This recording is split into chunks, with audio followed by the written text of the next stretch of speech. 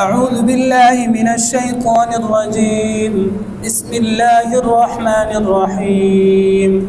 ولقد أرسلنا نوحا إلى قومه فلبث فيهم 1000 سنة إلا 50 عاما فأخذهم الطوفان وهم ظالمون فأنجيناه وأصحاب السفينة وجعلناها آية للعالمين.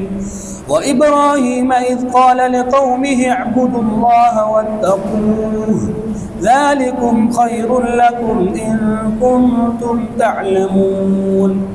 إنما تعبدون من دون الله أوثانا وتخلقون إفكا إن الذين تعبدون من دون الله لا يملكون لكم رزقا فابتغوا عند الله الرزق واعبدوه واشكروا له إليه ترجعون. وإن تكذبوا فقد كذب من قبلكم وما على الرسول إلا البلاغ المبين. أولم يروا كيف يبدئ الله الخلق ثم يعيده إن ذلك على الله يسير. قل سيروا في الأرض فانظروا كيف بدأ الخلق ثم الله ينشئ النشأة الآخرة إن الله على كل شيء قدير. يعذب من يشاء ويرحم من يشاء وإليه تقلبون. وما أنتم بمعجزين في الأرض ولا في السماء وما لكم من دون الله من ولي ولا نصير. صدق الله العظيم. اعوذ باللہ من الشیطان الرجیم بسم اللہ الرحمن الرحیم.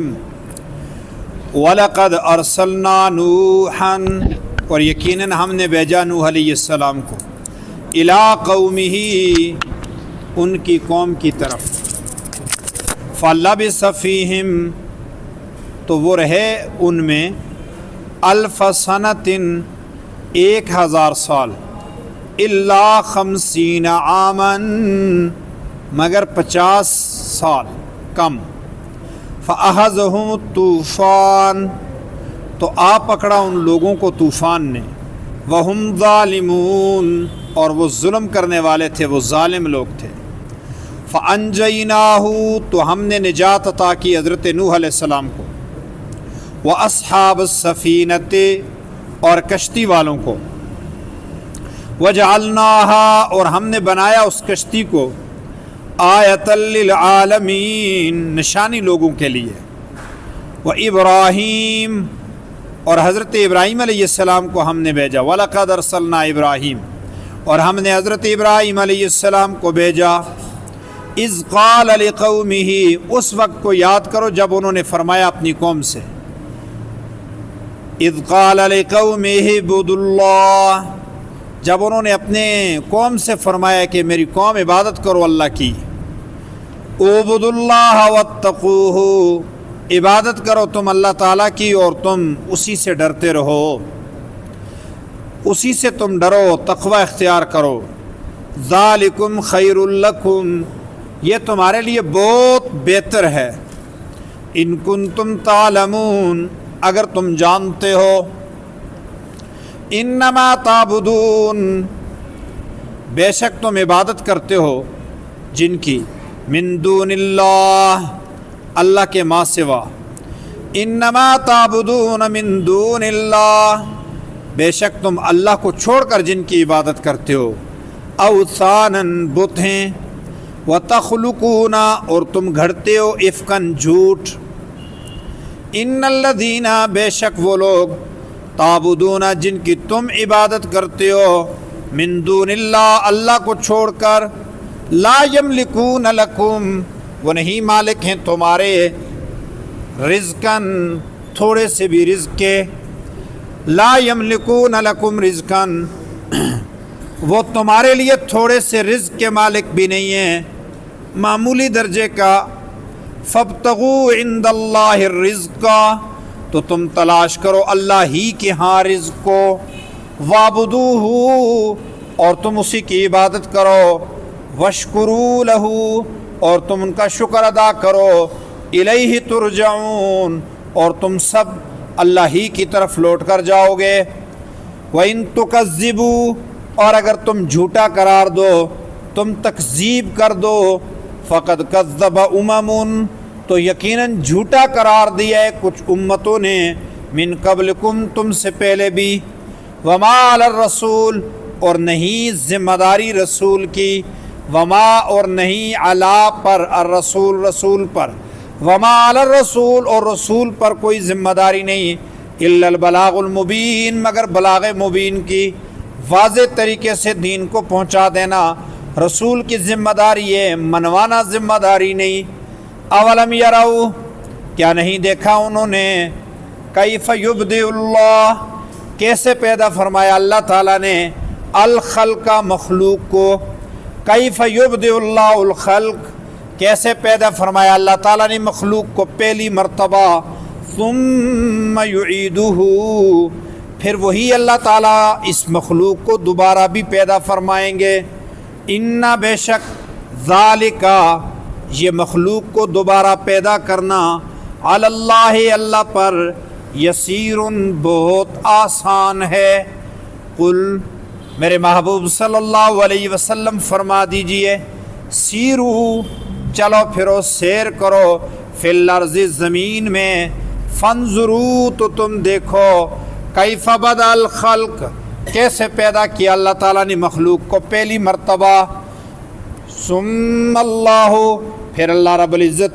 ینشئ النشأۃ الآخرہ دوسری مرتبہ بھی مخلوق کو پیدا کرنے گا، ان اللہ علی کل شیء قدیر بے شک اللہ تعالیٰ ہر ایک چیز پر قادر ہے، یعذب من یشاء وہ جس کو چاہے گا سزا دے گا، یعذب و عذاب دیں گے، من یشاء جس کو چاہیں گے، ویرحم و رحم فرمائیں گے، من یشاء جس پر چاہیں گے، وَإِلَيْهِ تُقْلَبُونَ اور تم اسی کی طرف پلٹائے جاؤ گے، وَمَا أَنْتُمْ اور نہیں ہو تم بِمُعْجِزِينَ بھاگنے والے، فِي الْأَرْضِ زمین سے، وَمَا أَنْتُمْ بِمُعْجِزِينَ فِي الْأَرْضِ اور تم اللہ کی زمین سے کہیں بھاگ نہیں سکتے ہو، وَلَا فِي السَّمَاءِ اور نہ تم آسمانوں میں اڑ کر کہیں بھاگ سکتے ہو، وَمَا أَنْتُمْ بِمُعْجِزِينَ فِي الْأَرْضِ وَلَا فِي السَّمَاءِ تم اللہ کے لشکروں کو اللہ کو نہ زمین میں شکست دے سکتے ہو نہ آسمان میں شکست دے سکتے ہو بھاگ کر، وَمَا لَكُم مِّن دُونِ اللَّهِ اور نہیں ہے تمہارے لیے اللہ کے ماں سوا، من ولی کوئی ولی، ولا نصیر اور نہ کوئی مددگار۔ سورۃ عنکبوت کا یہ دوسرا رکوع ہے، پارہ 20 کا 14واں رکوع ہے، رکوع میں 9 آیات مبارکہ ہیں، اور ان 9 آیات مبارکہ میں 3 بنیادی مسئلے ہیں۔ پہلا 2 دلیلیں پیش کی ہیں سورۃ عنکبوت کے مرکزی مضمون پر کہ اہل ایمان پر مشکلات آئیں گی، ایک دلیل حضرت نوح علیہ السلام سے اور دوسری دلیل حضرت ابراہیم علیہ السلام سے۔ دوسری چیز عقیدہ آخرت کو بیان فرمایا ہے، جس اللہ رب العزت نے تمہیں پہلی مرتبہ پیدا فرمایا ہے وہی اللہ تعالیٰ تمہیں دوسری مرتبہ بھی پیدا فرمانے پر قادر ہے، لہذا عقیدہ آخرت سچا عقیدہ ہے۔ اور تیسری چیز جو اس پورے رکوع میں موجود ہے، وَلَقَدْ أَرْسَلْنَا نُوحًا سے لے کر من ولی ولا نصیر تک، وہ عقیدہ توحید ہے۔ اللہ تعالیٰ اپنی ذات میں، صفات کے تقاضوں میں، عبادت کے مستحق ہونے میں، معبود حقیقی ہونے میں، خالق و مالک و رازق ہونے میں وحدہ لا شریک ہے، اللہ کا کوئی شریک نہیں ہے۔ پہلی بات پر آ جائیں، وَلَقَدْ أَرْسَلْنَا نُوحًا، حضرت نوح علیہ السلام کی زندگی کو دیکھو، 950 سال حضرت نوح علیہ السلام کی زندگی قرآن مجید سے ثابت ہے۔ فَلَبِثَ فِيهِمْ أَلْفَ سَنَةٍ إِلَّا 50 عَامًا، فَلَبِثَ تو رہے آپ، فِيهِمْ ان میں، أَلْفَ سَنَةٍ 1000 سال، الا 50 عامن مگر 50 سال کم. تو 1000 میں سے 50 کو نکالو تو کتنے رہ گئے؟ 950 سال. یہ حضرت نوح علیہ السلام کی عمر ہے. کچھ لوگوں نے حضرت نوح علیہ السلام کے بارے میں یہ کہا ہے کہ ان کی عمر 1000 سال ہے اور 950 سال صرف تبلیغ کے ہیں، 50 سال ویسے رہنے کے ہیں. اللہ عالم بمرادہ. کچھ لوگوں نے حضرت نوح علیہ السلام کی عمر کو 1300 سال لکھا ہے. یہ مختلف روایات آئیں، جو مضبوط بات ہے اس پہ رہنا چاہیے. مثلا مولانا شبیر احمد عثمانی رحمۃ اللہ علیہ کا جو قرآن مجید کا حاشیہ ہے، حضرت شیخ الہند کا جو قرآن مجید کا ترجمہ ہے، مولانا اشرف علی صاحب تھانوی کا جو قرآن مجید کا ترجمہ ہے، ان کے حاشیے پر انہوں نے تفسیر روح المانی کے حوالے سے لکھا ہے. بہت بڑا نام ہے علامہ آلوسی کا، بہت بڑے محقق اور مفسر ہیں. انہوں نے یہ لکھا ہے کہ طوفان نوح کے بعد حضرت نوح علیہ السلام 60 سال زندہ رہے. لیکن ہم جب دوسری تفسیروں میں جاتے ہیں تو انہوں نے تورات کا حوالہ دے کر لکھا ہے کہ حضرت نوح علیہ السلام، مثلا مولانا عبد الماجد دریابادی نے بھی لکھا ہے تفسیر ماجدی میں، طوفان نوح کے بعد 300 سال زندہ رہے. اب جب بات خطیبوں کے آگے آئے گی تو وہ کسی ایک کتاب کی بات لیں گے اور کوئی کہے گا 60 سال، کوئی کہے گا 300 سال، کوئی کہے گا 50 سال، کوئی کہے گا 90 سال، کوئی کیا کہے گا. اور جو لوگ تھوڑا سا توجہ کے ساتھ سننے والے ہوں کہ مولویاں دی بھی نہیں سمجھ آتی، کدے کو جاتے ہیں کجے کو جاتے. یہی مشکلات مقابلے کے امتحانات میں اسلامیات کے یا جنرل نالج کے طالب علم کو بھی پیش آتی ہے کہ حضرت نوح علیہ السلام کی عمر کیا ہے، یا حضرت نوح علیہ السلام طوفان نوح کے بعد کتنا عرصہ زندہ رہیں. تو اب 10 کول ہوں تو بندہ ایک کو ٹیک کرے اور اس نے اتفاق ہو کہ آگے کی کے اندر یا کمپیوٹر کے اندر سیٹنگ کسی اور کول کی ہو تو اس بیچارے کا تو وہ ایک نمبر ضائع ہو گیا. بہرحال یہ جس ماحول میں ہم رہ رہے ہیں اس میں ہم کو اسی طرح سے سروائیو کرنا پڑے گا. البتہ جو کلیئر بات ہے نا، قرآن مجید کے جو الفاظ ہیں فَلَبِثَ فِيهِمْ، تو رہے آپ ان میں، الف سنۃ 1000 سال، الا 50 عامن مگر 50 سال کم. تو 950 سال کلیئر عمر حضرت نوح علیہ السلام کی قرآن میں موجود ہے.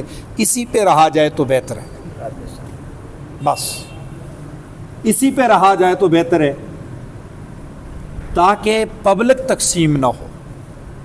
ایسا نہ ہو کہ مستقبل میں حضرت نوح علیہ السلام کی عمر کے حوالے سے ایک بڑا مسئلہ کھڑا ہو جائے اور 2 فرقے بن جائے. ٹھیک. اچھا، سیدنا نوح علیہ السلام حضرت آدم علیہ السلام کی 10ویں پشت میں تھے. الذمۃ علی من روا، جس نے یہ روایت کی ہے ذمہ داری اسی کی ہے. تو یہاں تک حضرت آدم علیہ السلام سے حضرت نوح علیہ السلام تک لمبی لمبی عمریں تھیں. آپ کے والد ماجد اور آپ کے دادا کی عمریں بھی اس کے لگ بھگ مفسرین نے لکھی ہیں، 1200 1300 سال 900 سال لگ بھگ لکھی ہیں. اب عمریں کم ہوتی جا رہی ہیں اور ڈرو اس وقت سے جب ایک شخص کی عمر ہی کل 20 سال ہوگی تو وہ قد کوڑوں تے قد چٹوں. ٹھیک ہے، محاورہ سمجھ آئے؟ کیا کریں گے کیا بنیں گے. میں نے تو گوجری کا محاورہ پیش کر دیا ہے، تو بہرحال پتہ نہیں کسی کو سمجھ آیا یا نہیں. تو بہرحال 20 سال عمر ہوئی گی تو پھر پڑھیں گے کیا، تو کمائیں گے کیا، تو شادیاں کیا ہوگی. عمر میں واقعی مسلسل کم ہوتی جا رہی ہیں.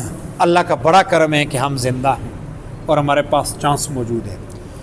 مشکلات آتی ہیں جی. حضرت نوح علیہ السلام کی زندگی کو دیکھیں، کیا ولولہ توحید ہے، کیا جد و جہد ہے، کیا استقامت ہے، کیا ہمت اور طاقت ہے، اور کیا قوت ہے، اور کیا صبر و تحمل ہے.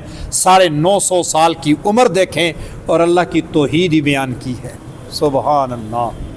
مشکلات تو آتی ہیں. حضرت نوح پیغمبر نے دیکھیں، انہوں نے بھی تو بڑی بڑی مشکلات گزاری ہیں. ہمارے اوپر تو مشکلیں آئی ہی نہیں. مشکلیں اتنی پڑی کہ آسان ہو گئیں. فَأَخَذَهُمُ الطُّوفَانُ وَهُمْ ظَالِمُونَ، لوگ ظالم تھے تو ان کو طوفان نے آ پکڑا. تفصیل دوسرے مقامات پہ گزر چکی. اللہ رب العزت فرماتے ہیں نتیجہ یہ ہوا کہ فَأَنجَيْنَاهُ، ہم نے حضرت نوح کو بچا لیا، وَأَصْحَابَ السَّفِينَةِ، اور ان کی کشتی میں سوار ہونے والوں کو بھی بچا لیا۔ وجعلنا آیۃ للعالمین، اور ہم نے ان کو جہان والوں کے لیے، لوگوں کے لیے، جہانوں کے لیے، صدیوں کے لیے، نسلوں کے لیے، ہم نے قیامت تک آنے والی قوم اور قبیلوں کے لیے، ہم نے کئی قرنوں کے لیے ہم نے نشانی بنا کے رکھ دیا۔ حضرت نوح علیہ السلام کی زندگی مشکلات میں گزری دین کی وجہ سے، اور آپ کے ساتھ دینے والوں کی زندگی بھی مشکلات میں گزری دین کی وجہ سے، لیکن نتیجہ یہ ہوا کہ حضرت نوح علیہ السلام کامیاب ہوئے۔ مومنو، مشکلات آپ پہ بھی آئیں، صبر کا مظاہرہ کرنا، استقامت کا مظاہرہ کرنا، کامیابی آپ کے ساتھ بھی ہوگی۔ دوسرا حوالہ پیش کر دیا حضرت ابراہیم علیہ السلام کا۔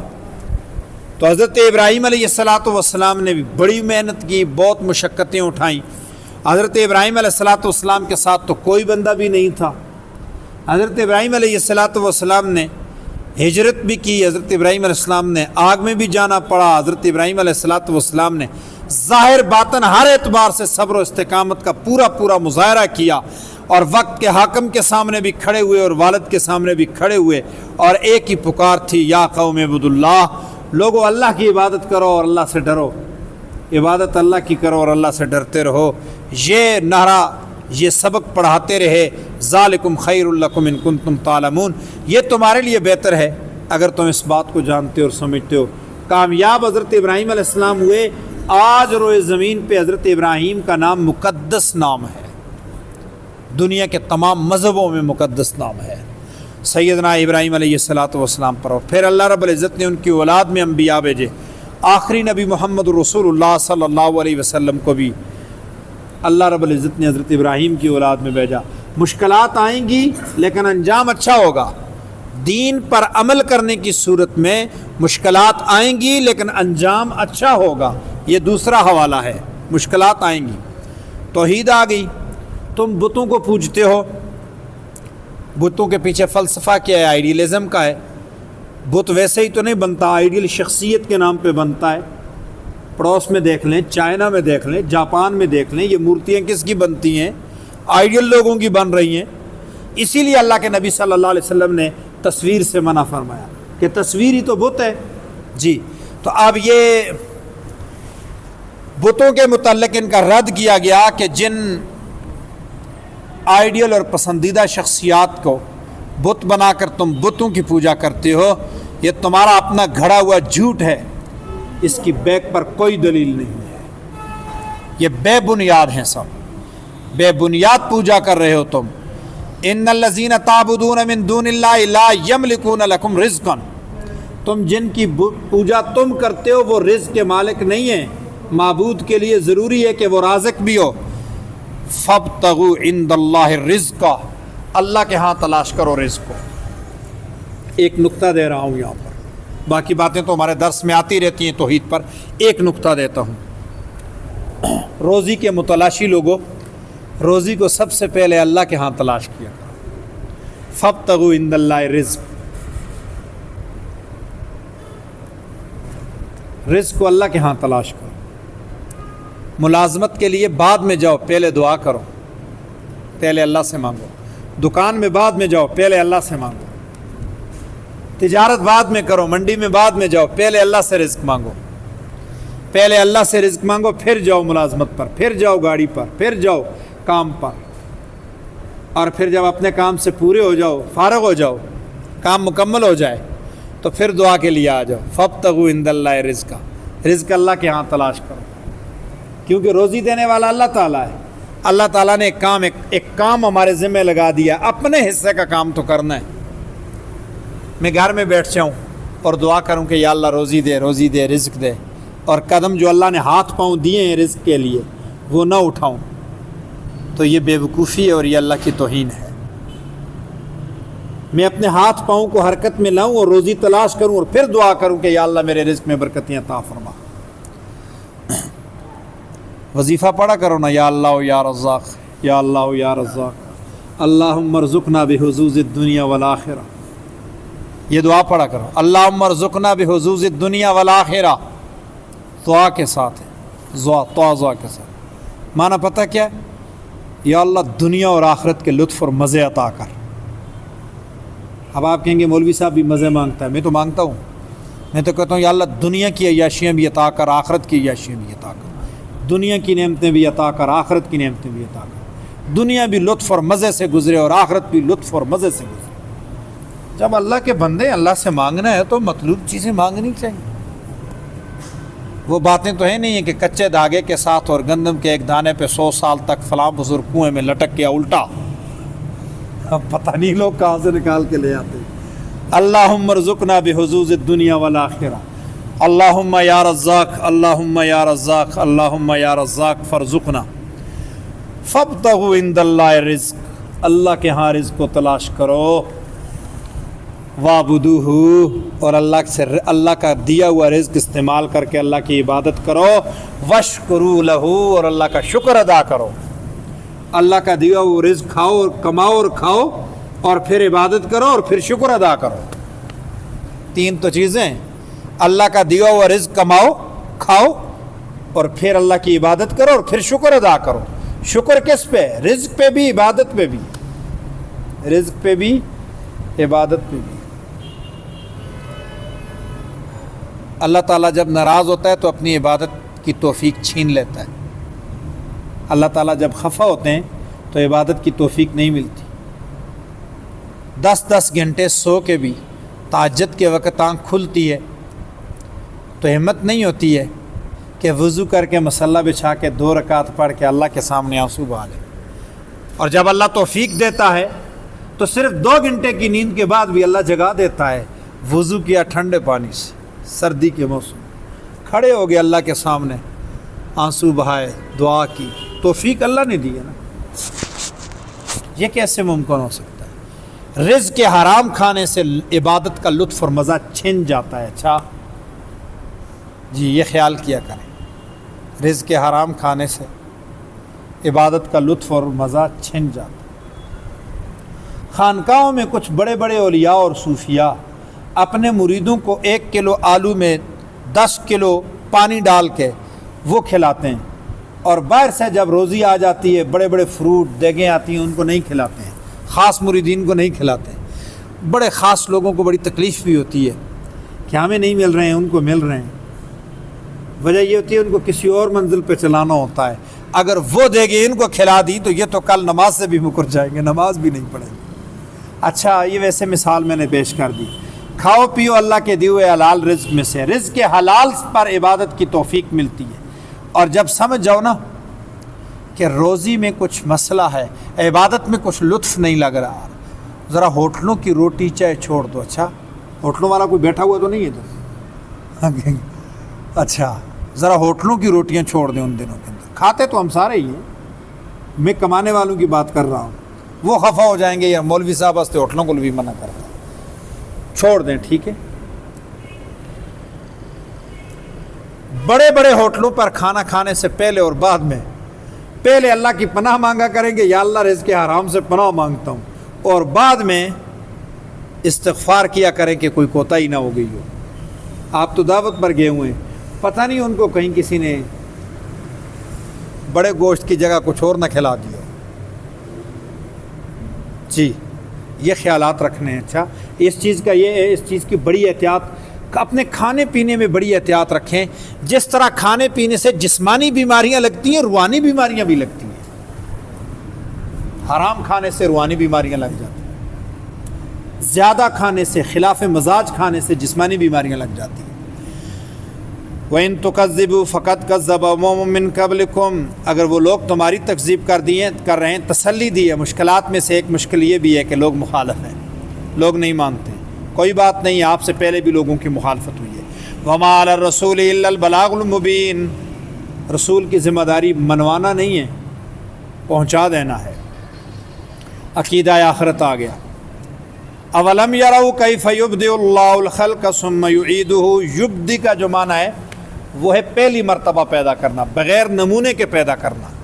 دیکھتے نہیں ہو اللہ تعالیٰ نے مخلوق کو بغیر نمونے کے پہلی مرتبہ پیدا کیا ہے، تو جو اللہ تعالیٰ پہلی مرتبہ پیدا کر سکتا ہے وہ موت کے بعد دوبارہ بھی تو پیدا کر سکتا ہے۔ ان ذالک علی اللہ یسیر، یہ اللہ پہ آسان ہے۔ اگلی بات، اس کو ذرا غور سے سننا۔ قل سیروا فی الارض، فرما دیجئے کہ آپ زمین میں چلو، سیر کرو، سفر کرو۔ ٹورز کمپنیاں جو ہیں نا وہ اپنے لوگوں پہ لکھتی ہیں سیرو فی الارض، اور سفر کے شوقین جو ہیں، سیاحت کے شوقین، وہ بھی پڑھتے رہتے ہیں سیرو فی الارض، گاڑیوں کے پیچھے لکھا ہوتا ہے سیرو فی الارض، چلو پھرو سیر کرو، لیکن واقعی آگے بھی ہے فانظروا کیف، یہاں تو بدا الخلق ہے، ایک دوسرے مقام پہ اور بھی ہے کیف کان عاقبۃ المجرمین، ایسا ہی ہے عاقبت، فانظروا کیف کان عاقبۃ المکذبین، یہ بھی ہے، پھر صرف سیر ہی نہیں ہے، عبرت بھی حاصل کرو، عبرت حاصل کرو۔ اچھا، سیرو فی الارض، زمین میں چلو پھرو، سیر کرو، سیر عربی زبان کا لفظ ہے، اچھا سیر و سیاحت دونوں عربی کے ہیں جی۔ سیرو فی الارض، زمین میں سیر کرو، زمین میں چلو پھرو، فانظروا، دیکھو، کیف بدا الخلق، اللہ نے کیسی کیسی مخلوق پیدا کی ہے، ثم اللہ ینشئ النشأۃ الآخرہ، پھر یہی اللہ تعالیٰ دوبارہ پیدا کرنے پر بھی تو قادر ہے نا، ان اللہ علی کل شیء قدیر،